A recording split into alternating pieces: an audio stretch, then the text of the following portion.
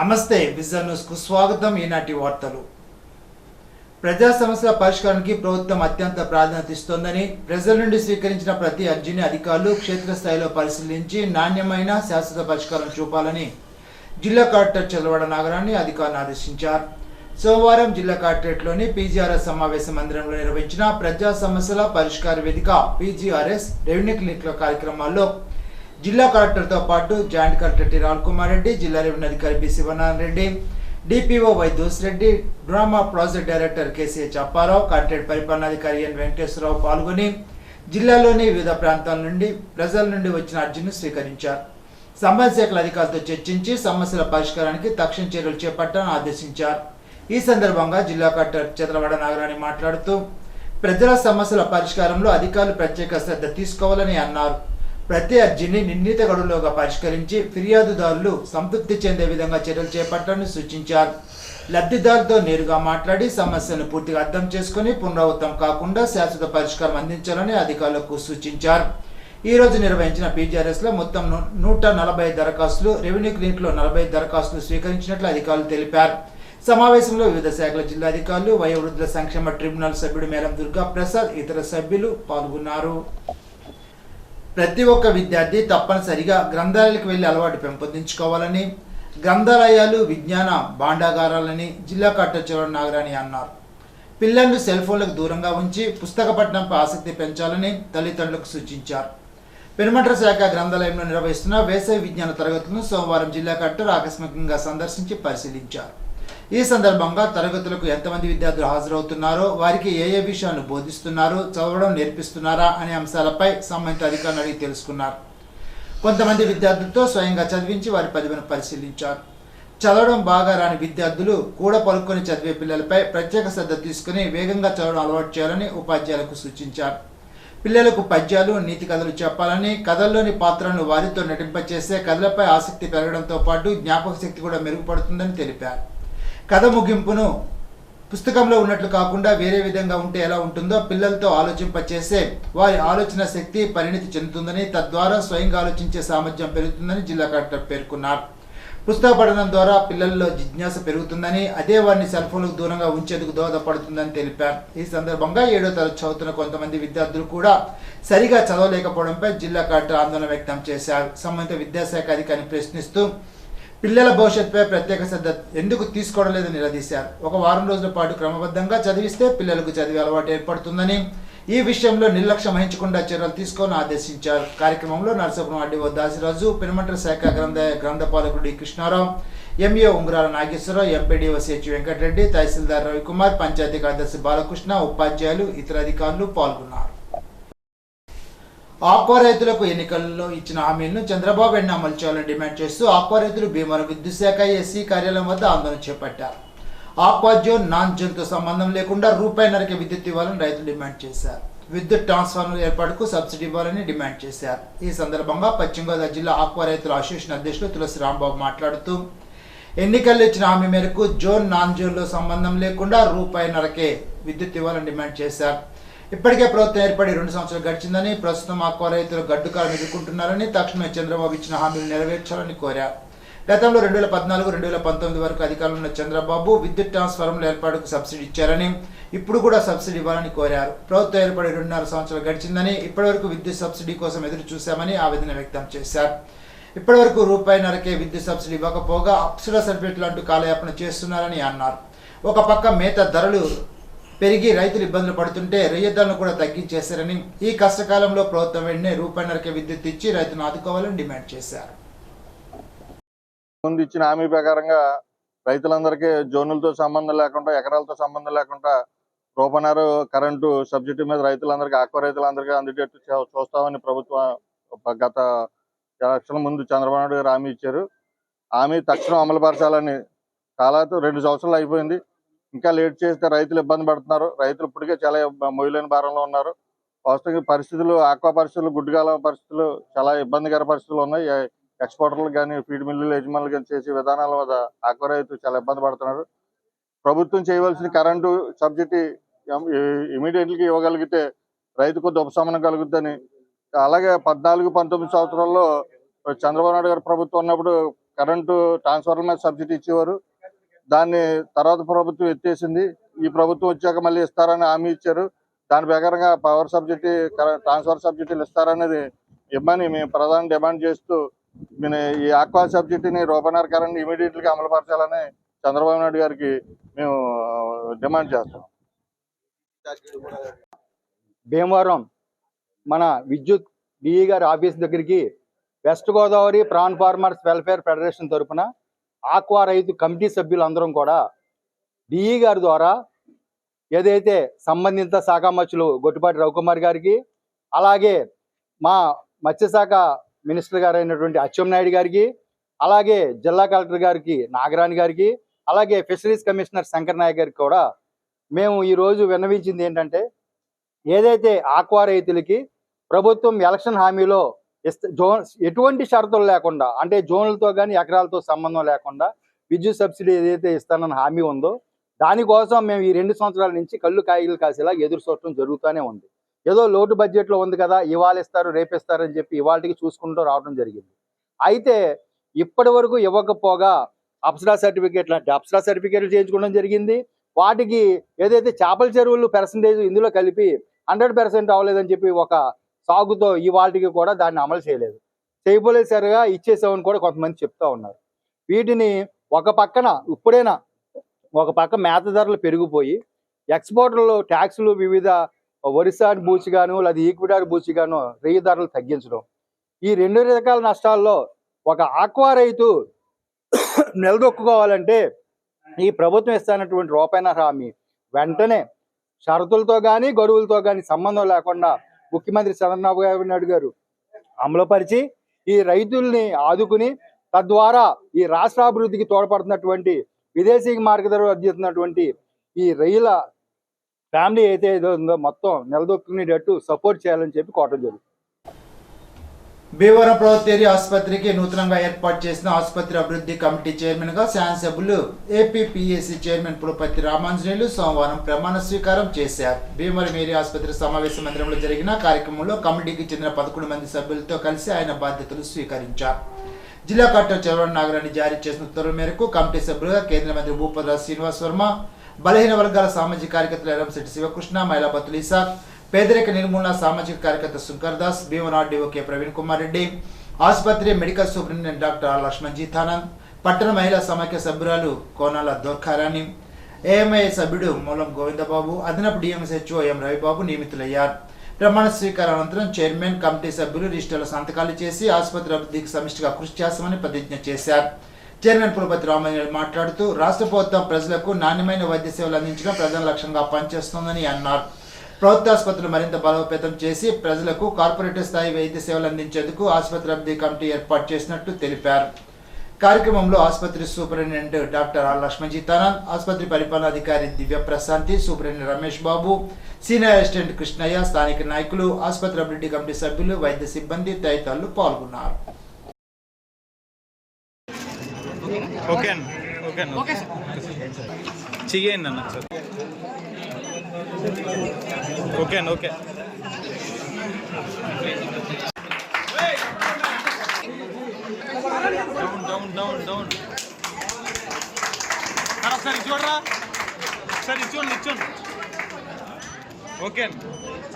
మన భీమవరం ప్రభుత్వ ఆసుపత్రిలో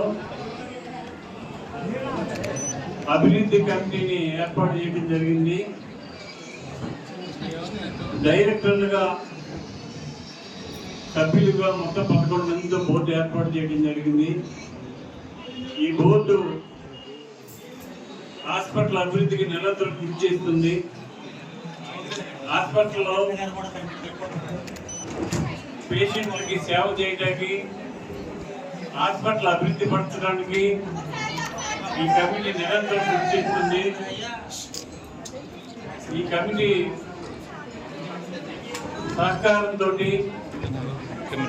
హాస్పిటల్ అభివృద్ధి పరిచి పేద పేషెంట్లకి మరింత సేవలు చేసి అభివృద్ధి పదంలో నడిపించాలనే ఆలోచనతో ఈ కార్యక్రమం చేయడం జరిగింది. ఇక్కడ ఏం అక్కర్లేదు పెట్టారు. ఏర్పాటు చేయడానికి హాస్పిటల్ కావలసిన అన్ని ఏర్పాట్లు చూడటానికి ప్రతి పేషెంట్ని బాధ్యతగా చూసి పంపించడానికి నిరంతరం కృషి చేస్తానని చెప్పి తెలియజేస్తున్నాను. డైరెక్టర్ అందరికీ తెలియజేసేది ఏంటంటే, ఈ రోజు నుంచి మీరు ప్రతిరోజు ఉదయం నుంచి సాయంత్రం వరకు హాస్పిటల్లో ఉండి పేద పేషెంట్కి చక్కటి సేవలు అందించే విధంగా పనిచేయాలి. ఈరోజు భీమవరం నియోజకవర్గంలో గవర్నమెంట్ హాస్పిటల్కి డైరెక్టర్గా నన్ను ఎంపిక చేయడం నాకు ఎంతో ఆనందంగా ఉంది. అలాగే జనసేన పార్టీ తరఫున ఈ అవకాశం నాకు దక్కడం, ఈ అవకాశం కల్పించిన మా అందరి దేవుడు, మేమందరం గాడ్గా భావించే మా పవన్ కళ్యాణ్ గారికి ముఖ్యంగా నేను కృతజ్ఞతలు తెలుపుకుంటున్నాను. ఈ పార్టీ ద్వారా నాకు ఒక పెద్ద కుటుంబాన్ని ఇచ్చాడు ఆయన. అదే కాకుండా పేద ప్రజలు, అనారోగ్యంతో ఉన్న వాళ్ళకి సేవ చేసుకునే అవకాశం కూడా నాకు మా పవన్ కళ్యాణ్ గారు, మా ఎమ్మెల్యే అంజుబాబు గారు, మా జిల్లా అధ్యక్షులు చంద్రబాబు గారు, అలాగే మా ప్రశాంత్ గారు కల్పించారు. వీరికి ముఖ్యంగా నేను ధన్యవాదాలు తెలియజేసుకుంటున్నాను. ఖచ్చితంగా మేము ఈ కమిటీలో మా పాత్రని ఖచ్చితంగా పోషిస్తామని, అలాగే గవర్నమెంట్ హాస్పిటల్ అనేక సమస్యలతో ఉంది. ఖచ్చితంగా ఫెసిలిటీస్ చాలా వరకు తక్కువగా ఉన్నాయి. ఈ అన్నిటినీ కూడా మా హయాంలో గౌరవ ఎమ్మెల్యే గారి సారథ్యంలో ఖచ్చితంగా పరిష్కరిస్తాం. పేద ప్రజలకు మొదటి అడుగు ప్రభుత్వ హాస్పిటల్ వైపు అనే నినాదంతో పనిచేస్తామని ఘంటాపథంగా తెలియపరుచుకున్నాను. జిల్లాలో ఏ మారుమూల గ్రామంలో కూడా తాగునీటి సమస్య తలెత్తకుండా అధికారులు ముందస్తు చర్యలు చేపట్టాలని జిల్లా కలెక్టర్ చలవనాగరన్ ఆదేశించారు. వేసవిలో త్రాగునీటి సమస్యల నివారణపై సోమవారం జిల్లా కలెక్టర్ క్యాంప్ కార్యం నుండి ఎంపీడీఓలు, డిప్యూటీ ఎంపీడీఓలు, ఆర్డబ్ల్యూఎస్ అధికారులతో వీడియో కాన్ఫరెన్స్ నిర్వహించి సమీక్షించారు. ఈ సందర్భంగా జిల్లా కలెక్టర్ చలవనాగరాన్ని మాట్లాడుతూ జిల్లాలోని ప్రతి గ్రామంలో త్రాగునీటి కొరత తలెత్తకుండా ప్రణాళికాబద్ధంగా చర్యలు చేపట్టాలని సూచించారు. పెనుమంట మండలం నెలమూరు గ్రామంలో తాగునీటి సమస్య నివారణకు తక్షణ చర్యలు తీసుకోవాలని అధికారులను ఆదేశించారు. అవసరమైతే ట్యాంకర్ల ద్వారా మంచినీటిని సరఫరా చేయాలని, చెరువులో నీటిని శుద్ధి చేసి పైప్ లైన్ ద్వారా ప్రజలకు అందించే విధంగా చర్యలు తీసుకోవాలని ఆదేశించారు. గ్రామీణ ప్రాంతాలతో పాటు మున్సిపాలిటీలో కూడా అవసరమైతే జనాభా ప్రాతిపదికన ట్యాంకర్ల ద్వారా వార్డుకు నీటి సరఫరా చేయాలని ఆదేశించారు. ప్రతి సోమవారం నిర్వహించే పీజీఆర్ఎస్ కార్యక్రమంలో ప్రజల నుండి త్రాగునీటి సమస్యలపై వచ్చే ఫిర్యాదులు నిరంతరం పరిశీలిస్తున్నామని తెలిపారు. తాగునీటి సమస్యలపై ప్రజల నుండి ఫిర్యాదులు వస్తే సంబంధిత అధికారులపై చర్యలు తీసుకుంటామని స్పష్టం చేశారు. జిల్లాలో ఎక్కడా మంచినీటి పైప్ లైన్ లీకేజ్ లేకుండా తరచూ తనిఖీ నిర్వహించాలని ఆదేశించారు. మున్సిపల్ ఇంజనీర్లతో నిర్వహించిన సమీక్షా సమావేశంలో జిల్లా కలెక్టర్ చలవనాగరాన్ని మాట్లాడుతూ జిల్లాలో సేవేజ్ ట్రీట్మెంట్ ప్లాంట్ల ఏర్పాటుకు అవసరమైన స్థలాలను వెంటనే సేకరించాలని ఆదేశించారు. సెప్టిక్ ట్యాంకుల ద్వారా విడుదలవుతున్న వ్యర్థాలు పర్యావరణ కాలుష్యానికి కారణమవుతూ ప్రజల ఆరోగ్యంపై ప్రతికూల ప్రభావం చూపుతున్నాయని పేర్కొన్నారు. జిల్లాలో ఉన్న సెప్టిక్ ట్యాంకుల సంఖ్య, వాటి వ్యర్థాలను ఎక్కడ విడుదల చేస్తున్నారని పూర్తి వివరాలను వెంటనే సమర్పించాలని అధికారులను ఆదేశించారు. సెప్టిక్ వ్యర్థాలు డ్రైన్లు, కాలువల ద్వారా సముద్రాల కలపడం వలన జల కాలుష్యం పెరుగుతుందని, దీన్ని పూర్తిగా నివారించేందుకు కఠిన చర్యలు చేపట్టాలని ఆదేశించారు. తణుకు, పాలకొల్లు మండలాల్లో ఎస్టీపీలకు అనువైన స్థలాలు అందుబాటులో ఉన్నందున వెంటనే గ్రౌండ్ లెవెల్ పనులు ప్రారంభించాలని సూచించారు. ఆకువీడు, తాడిపల్లిగూడెం ప్రాంతాల్లో కూడా స్థల సేకరణ ప్రక్రియను వేగవంతం చేసి త్వరితగతిలో పనులు ప్రారంభించాలని అధికారులు ఆదేశించారు. జిల్లాలోని సెప్టిక్ ట్యాంక్ యజమానులతో సమావేశం నిర్వహించి పర్యావరణ కాలుష్యంపై అవగాహన కల్పించాలని సూచించారు. జిల్లాలో ఎక్కడ కూడా బహిరంగ ప్రదేశాల్లో సెప్టిక్ వ్యర్థాలను పారబోసే పరిస్థితులు లేకుండా అధికారులు నిరంతరం పర్యవేక్షణ నిర్వహించాలని జిల్లా కలెక్టర్ ఆదేశించారు. District SC welfare development officer NV Annakumari, BC welfare officer Akula Suribabu, tribal welfare officer Pushpalatha సమక్షంలో ఏపీ నెట్ జీరో సమావేశాన్ని నిర్వహించారు. Heartfulness district coordinator Akula Swamy, trainer S Gayatridevi, Shyam Prasad, LB చెల్ల ప్రిన్సిపాల్, ఆరుగోలను ప్రిన్సిపాల్ దుర్గారావులు పాల్గొన్నారు. పశ్చిమ గోదావరిలో ఉన్న డాక్టర్ బిఆర్ అంబేద్కర్ గురుకుల పాఠశాల ఆరుగోలు 1, ఎల్బీ చెల్ల పాఠశాల నెట్ జీరో ప్రోగ్రాం మొదటి దశ ఇంప్లిమెంటేషన్ కొరకు ఎంపికైనట్లు తెలిపారు. కార్యక్రమంలో వర్షపు నీరు ఒడిసిపెట్టే విధానం, జీరో వేస్ట్, గ్రీన్ ఎనర్జీ ఉత్పత్తి గురించి చర్చించారు. భీమవరం పీజీఆర్ఎస్ లో ప్రముఖ గేయ రచయిత అనంత శ్రీరామ్ పాలకొల్లు మండలం దొడ్డిపట్ల గ్రామంలో ఉమ్మడి సొంత విషయమే ఫిర్యాదు చేశారు. కోర్టులో ఉండగా కొంతమంది వ్యక్తులు తమ తల్లిదండ్రులు వృద్ధాప్యంలో ఉండగా దౌర్జన్యం చేస్తున్నారని, తమ తల్లిదండ్రులకు రక్షణ కల్పించాలని పీజీఆర్ఎస్ లో శ్రీరామ్ ఫిర్యాదు చేశారు. అత్తిలి మండలం వరిగేడు గ్రామం వద్ద ట్రాక్టర్ ఢీకొట్టిన ప్రమాదంలో రాపాక బాబీ అనే కృష్ణ మృతి చెందినట్లు అత్తిలి ఎస్ఐ కేఎన్ విశ్వనాథ్ తెలిపారు. ఆయన తెలిపిన వివరాల ప్రకారం వరిగేడుకు చెందిన రాపాక బాబీ తానేటి రాజబాబు మోటార్ బైక్ పై గుమ్మంపాడు వెళ్లి తిరిగి వస్తుండగా ఎయిర్టెల్ టవర్ వద్ద వేగంగా వచ్చిన ట్రాక్టర్ ఢీకొట్టడంతో బాబీ తలపై నుండి ట్రాక్టర్ వెళ్లడంతో అక్కడక్కడే మృతి చెందాడు. రాజబాబుకు గాయాలయ్యాయి. 108 అత్యవసర వాహనంలో తనకు ప్రభుత్వ ఆసుపత్రికి రాజబాబును తరలించారు. మృతుని తండ్రి రాపాక వెంకటేశ్వరరావు ఇచ్చిన ఫిర్యాదు మేరకు కేసు నమోదు చేసి దర్యాప్తు చేస్తున్నట్లు ఎస్ఐ విశ్వనాథ్ తెలిపారు. అత్తిలిశివారు గంటవారి పుంతలో కొండలరాయుడు ఆలయ సమీపంలో గడ్డిమేటు దగ్ధమైంది. ఈ ప్రమాదంలో ఆలయానికి చెందిన విద్యుత్ వైర్లు కూడా కాలాయని ఆలయ కమిటీ చైర్మన్ గొట్టుముక్కల సత్యనారాయణ తెలిపారు. ఈ ప్రమాదం యాదృచ్ఛికంగా జరిగిందా, కావాలని చేసిందా తేల్సి ఉందని తెలిపారు.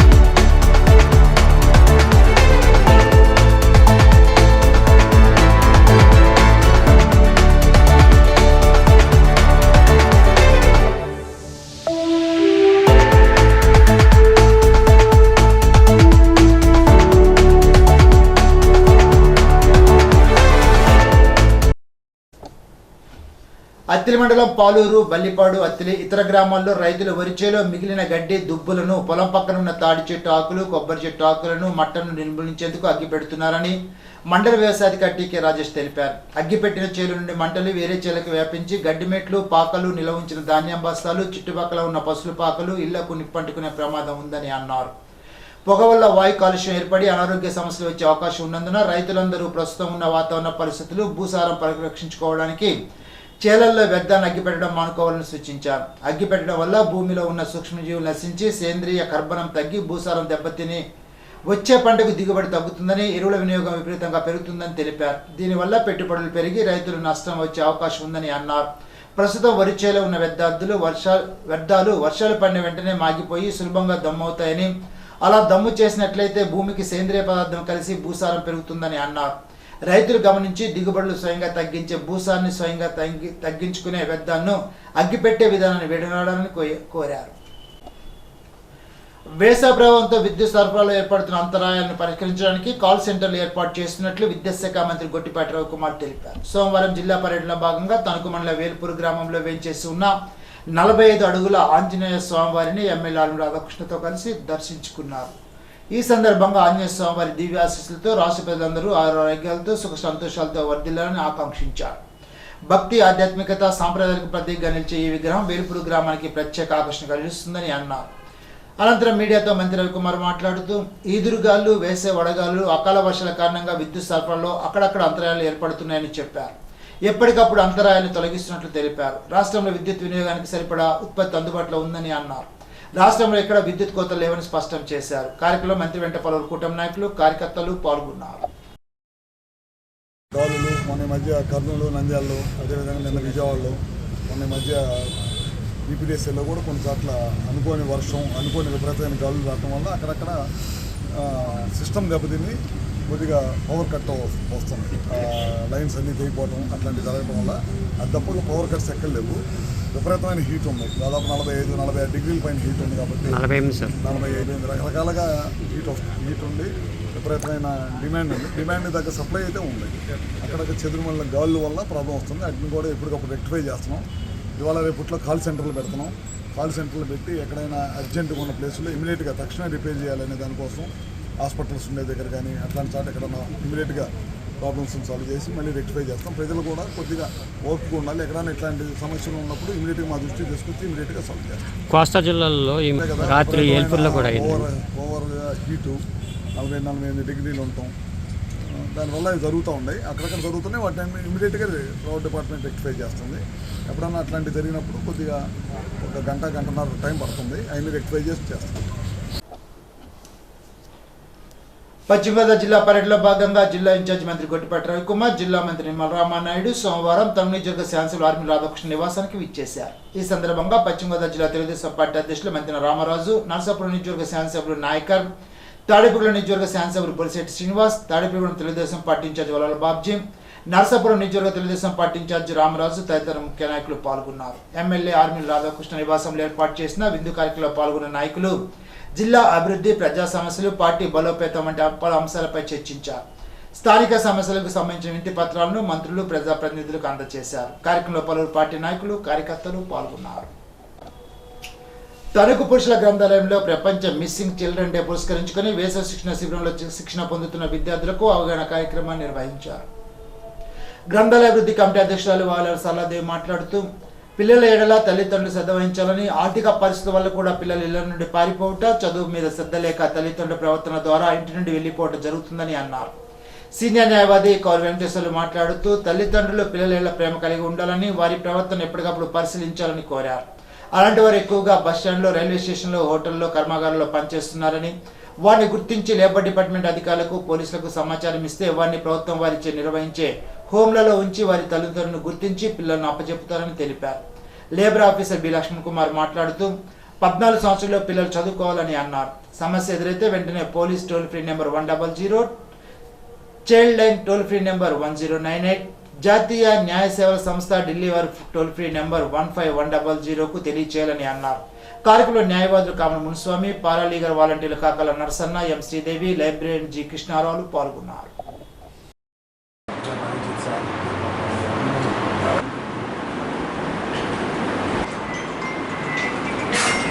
ఇక్కడికి విచ్చేసిన ముఖ్య అతిథులు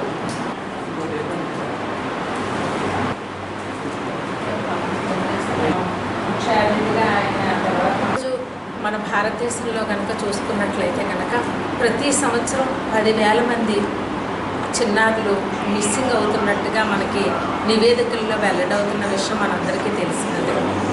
అంతర్జాతీయంగా మరి చూసినట్లయితే కనుక దేశ విదేశాలు కానివ్వండి, ఎక్కడ చూసినా బాలబాలికలు మిస్సింగ్ అనేది ప్రతి ఒక్కళ్ళలోనూ కలత చెందుతున్న అతి పెద్ద సమస్య, అతి తీవ్రమైన బాధ. మిస్సింగ్ అనేది యువతీ యువకులు అవ్వనివ్వండి, బాలబాలికలు అవ్వనివ్వండి, ఒక మనిషి మిస్సింగ్ అవుతున్నప్పుడు అది అనేక కోణాల్లోకి వెళ్తున్న దర్యాప్తులు ఎన్నో మనం చూస్తున్నాం. ఎన్నో భయానకమైన విషయాలు కూడా తెలుసుకుంటున్నాం. కానీ ఈరోజు మనం మాట్లాడుకోవాల్సింది చిన్నారుల మిస్సింగ్ గురించి. చిన్నారుల మిస్సింగ్ మ్యాక్సిమం ఎక్కువగా అవి కిడ్నాప్లోకే పరిగణనలోకి వస్తాయి. చిన్నారులు ఎక్కువగా అది కూడా మనం ఈ మధ్యకాలంలో ఎక్కువ చూసినట్లయితే కనుక అది దగ్గర వాళ్ళే చేస్తున్నట్టుగా మన పేపర్లో కానీ, మరి ప్రముఖులు న్యాయవాదులు కానీ, మరి హోమ్ డిపార్ట్మెంట్ కానీ తెలియజేసేది ఆ విధంగా ఎక్కువగా ఒక డబ్బు కోసం కక్షా కార్పణ్యాలు తీర్చుకోవడానికి మృగాల్లాగా మారి చిన్నపిల్లల మీద మరి బలికొనడం అనేది ఈ సమస్యగా కూడా మనం చూస్తున్నాం. అతిపెద్ద తీవ్రమైన భయానకరమైన ఈ సమస్యని త్వరితగతిలో సాధించాలని సుప్రీంకోర్టు మరి ఆదేశాలు ఇవ్వడం జరిగింది. ఎవరైనా మిస్సింగ్ అయితే 24 గంటల్లో తీసుకొచ్చి వారిని అప్పచెప్పాలన్న విషయం, అదేవిధంగా వారిని సంరక్షణలో ఉంచాలని ఇటువంటి ఆదేశాలతోటి సుప్రీంకోర్టు మరి హోమ్ డిపార్ట్మెంట్కి అందరికీ కూడా ఆదేశాలు ఇవ్వడం అనేది మనకు తెలిసిన విషయం. మీ అందరికీ హక్కులు ఉన్నాయి. ఆడుకునే హక్కు ఉంది, చదువుకునే హక్కు ఉంది, ఉచిత విద్యని ఉచితంగా ఇవ్వాలి. ప్రతి ఒక్కరూ కూడా ఎన్ని సంవత్సరాల వరకు 14 సంవత్సరాల వరకు అందరూ కూడా ఉచితంగా చదువుకోవాలి, ఇవ్వాలి, ప్రభుత్వం కల్పించాలి. అలాగే ప్రైవేట్ స్కూల్లో చదువుకున్నా కూడా మీ అందరికీ కూడా సీట్లు కేటాయించాలి. ఇవన్నీ ఫీజులు, అలాగే ఫీజులు కూడా ప్రభుత్వం నిర్ణయించిన ధరకే మీకు ఇవ్వాలి. అలాగే ఆడుకునే హక్కు, పాడుకునే హక్కు, అలాగే తల్లిదండ్రుల దగ్గర స్వేచ్ఛగా ఎదిగే హక్కు, ఇవన్నీ కూడా మీకు రాజ్యాంగం కల్పించిన హక్కు మాట. ఈ హక్కుల్లోనే మనందరం కూడా ఉండాలి. అందుకు అలాగే పెద్దలు కూడా బాలుల్ని, విద్యార్థుల్ని, ఉపాధ్యాయులు కానీ ఎవరూ కూడా దండన అనేది చేయకూడదు. ఒకవేళ స్కూల్లో కొట్టినా తిట్టినా కూడా చట్ట ప్రకారంగా నేరం అన్నమాట. వాళ్ళ తల్లిదండ్రులు కూడా దండించకూడదు. వాళ్ళిద్దరికీ మగపిల్లలు ఆడపిల్లలు ఉన్నప్పుడు వాళ్ళ వ్యత్యాసం కూడా చెప్పాలి, వాళ్ళ యొక్క భావాలు చెప్పాలి. మనం తీర్చిదిద్దడంలోనే తల్లిదండ్రుల యొక్క హక్కులు కూడా కాపాడుకుంటూ వెళ్ళాలి. అందుకు చట్ట పరిధిలో మీకు చట్టాలు కూడా బాలబాలికలకి గౌరవించింది. ఇప్పుడు ఒక చిన్న బ్రేక్.